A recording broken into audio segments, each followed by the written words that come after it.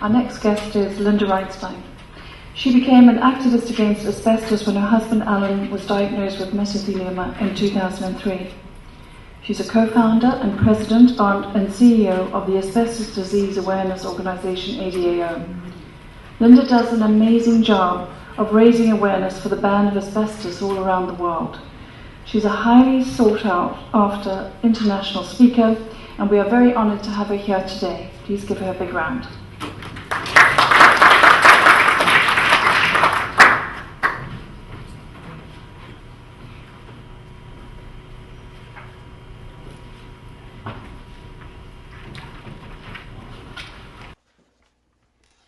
Well, good afternoon. Thank you for staying around to the end of today. I know some of you, your hearts, your minds, and your body are tired, but thank you for joining us. And most of all, Dr. Cameron, this is an amazing symposium. I've been coming since the first year. You, Claire, and your entire staff deserve major kudos for putting together the only lung-sparing symposium in the United States. That being said, I am the co-founder of the Asbestos Disease Awareness Organization, ADAO. And back in 2003, my late husband was diagnosed with mesothelioma. We have since then and today stood for education, advocacy, and community, and we are one of those registered nonprofits, not with a phony URL. Before I begin telling you a little bit about the challenges and the progress that we faced this last year, I want to share briefly a little bit about my personal story so you can understand the work that I do.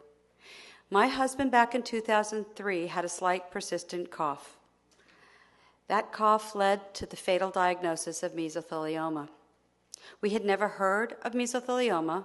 I couldn't pronounce it, couldn't spell it, and worse yet, found out there was no cure. Our then daughter was just 10, and Alan was 63. He fought a long and courageous 3-year battle. I thought Alan would be the one in a million, but I was wrong. It is a fatal disease. We just balance how much time we have and the quality. I will tell you, for the patients here now, I want you to feel optimistic and strong with the decisions you've made, because so much care has changed in 10 years. Alan chose to have an EPP. He wanted the cancer out. And at that time, that's what we elected to do. But looking back, I actually wish that we would have known more, and treatment would have been more progressive then, and we would have taken those 6-second opinions and gone with Dr. Cameron. So what do we do with education, advocacy, and community? We spend a lot of time in Washington, United Nations, and other conferences explaining how we can prevent exposure to thus eliminate disease. On the slide on the far left, the penny slide, you can see, or maybe you can't with the visibility, but there are 20,000 asbestos fibers under President Lincoln's nose. I had the scientists make me this slide because how could I explain to members of Congress how small asbestos fibers were compared to human hair and grains of rice? And if you can't see them, taste them, touch them, smell them, how can you really prevent exposure when we in the United States haven't banned it? There are many homes, many structures, schools, and buildings, about 35 million around the world, that are contaminated, so we developed a house graphic. It's all about putting our education and our voices together to make advocacy happen. We often do 6-word quotes, and this is about the 7th campaign I've done. I think this is most telling when I share this with member of Congress because it came from a mesothelioma patient, and she wrote, "I'm afraid to breathe on what lung I have left." The members of Congress who read that slide sat up straight in their chair, and we remind them that we have a problem we have not fixed. As Savannah told you, the community is very, very important. And at ADAO, we want to capture the community, work on connecting and sharing so we can all work together, hopefully, and as I always tell Congress, to make change happen. We share stories all the time, our stories, to drive advocacy. Anita's story was shared back in 2010. She sadly lost her battle in 2011, leaving behind a 5-year-old. But when Emma's old enough to really read and find out our website, she'll see her mother was brave and courageous. Well, now let's get down to the facts and stats. We know in this room that the only way to end mesothelioma, right, is prevention and a cure. But I bet if you walked outside those streets of Santa Monica and asked some of the people, hey, do you think we've banned asbestos? They wouldn't even know what you're talking about. So what do we want to do? I want to look at some of the facts so that you can be prepared when you're asked, and hopefully the doctors still remaining at the symposium will be able to empower their patients and let them know that their voice does matter in advocacy with some of these facts. Well, science has clearly pointed out that over 100 years ago, asbestos exposure was linked to lung disease. I normally don't put so much copy on my slides, and I'm happy to give a larger version, but I just think the time relevance of a century is beyond a lot. We know Selikoff in the 60s really came out strongly with asbestos and helped with the Insulators Union. We look in the 70s, we had some great acts passed in Congress with the Clean Air Act and NIOSH and TSCA. But what's happened since then? Nothing. The United States EPA tried to ban asbestos in '89. It was overturned by the Fifth Circuit Court of Appeal. What does that mean? We have no ban. We have some regulations, but we still import asbestos. We've seen advocacy pick up, I think, especially since we have digital technology that's cheap, available, affordable, and easy to use. And ADAO is proud to be the only nonprofit in the United States dedicated to preventing exposure to eliminate disease. That's our mission and vision. So what are the facts we really want you to know? That it hasn't been banned. 30 Americans die every day of an asbestos-related disease. That's not all mesothelioma. But just think about 30 Americans, 10,000 Americans every year die of an asbestos-caused disease, and as another presenter said earlier, about 2,000 to 3,000 die of mesothelioma. We know that construction workers are at high risk and remain those exposed. Take a look at this map. I was doing some research for a recent paper, an article that I wrote. And just with two diseases, mesothelioma and asbestosis, there's over 43,000 deaths in the United States during an 11-year period. That's like taking the entire city of Beverly Hills and over 11 years annihilating every resident. 43,000, only two of the diseases. So let's take a look at our asbestos consumption. As you know, asbestos hasn't been banned. You can see in 2007, production is still well off the peaks from the 70s. However, if we can't see it, taste it, touch it, smell it, we know it's a carcinogen. Why on earth are we still importing asbestos? Back in 2009, I watched the trends. There was a lot of conversation and action about closing the Canadian mining. And at that time, all of our asbestos came from Canada. I wanted to do a little Adam Smith supply and demand research. I assumed that with the production being limited in Canada, that the price would go up, and so would our consumption because we'd have to hoard a bit. And it's true. The price per ton has doubled, and you can see in 2011 we reached another peak. Why is that important? Because we're still importing asbestos. Over 1,100 tons came into our country just in 1 year. And if you look at this, you can see the industry sectors that once used asbestos was primarily the roofing industry and friction and gaskets. But there's a disturbing pattern that I want you to see. In 2011 and 12, the chlor-alkali industry has become very strong about asbestos. And why does this matter? Because Russia and others produce 2 million tons of asbestos a year.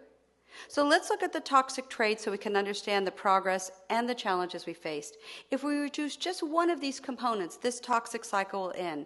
It's mining, manufacturing, and commerce. And this is a photograph of the Russian mine that produces 1 million tons a year, conveniently with rail tracks around it.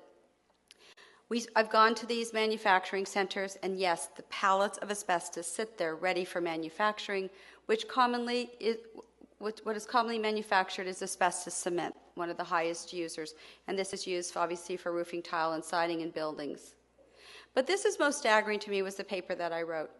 There are actually U.S. investors that invest in asbestos. That's correct. Mutual funds and institutions are holding shares of Brazilian asbestos mining.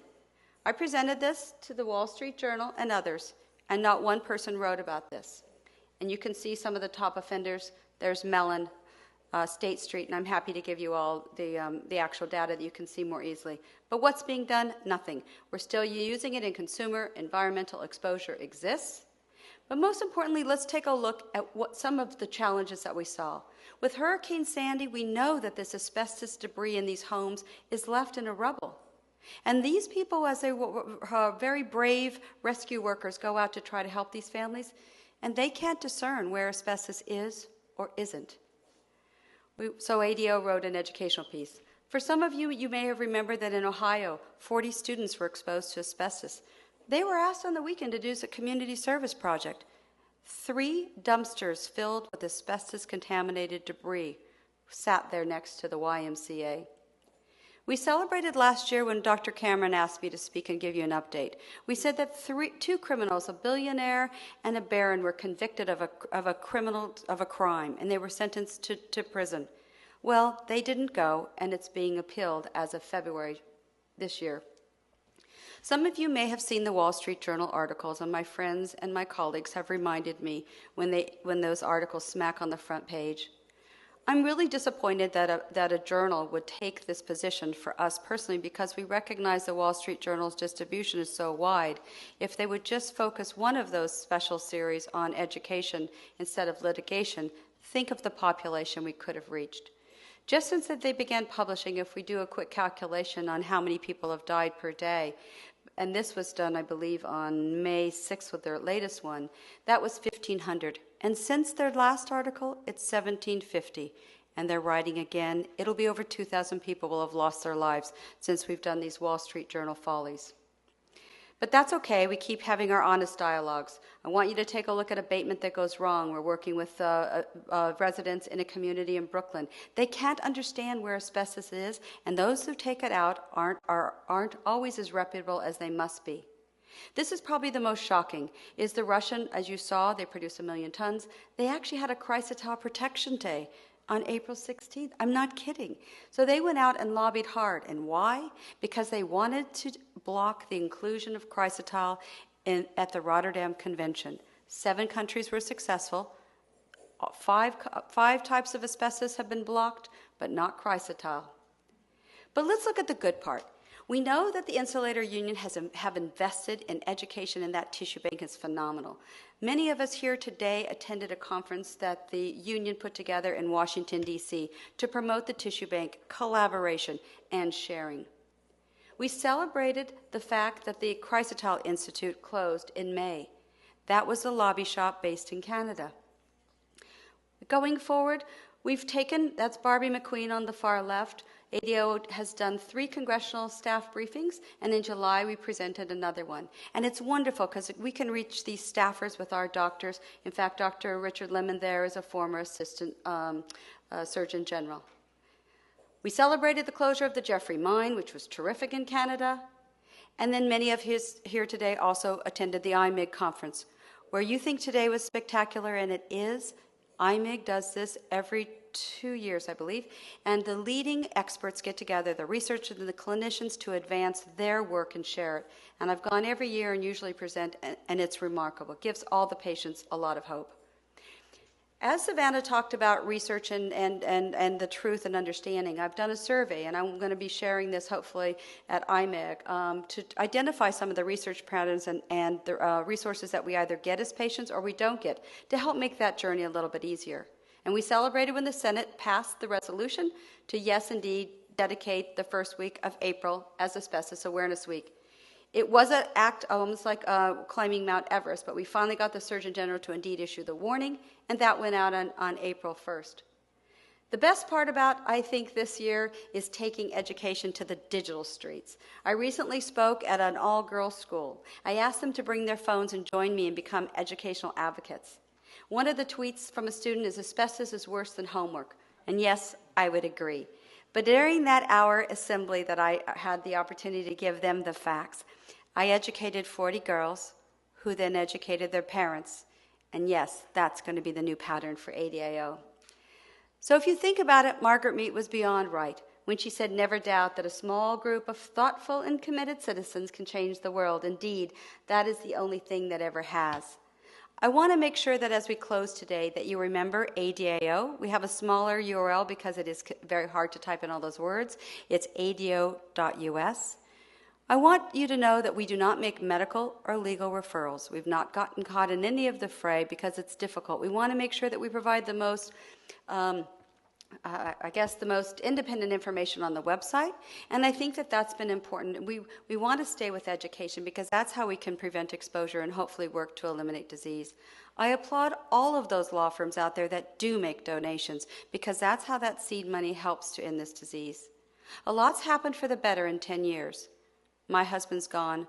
My 10-year-old is 20. I'm a widow. That won't ever change. But you do have the power to make change happen.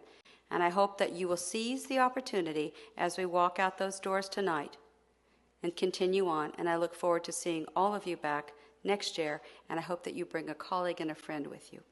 Thank you.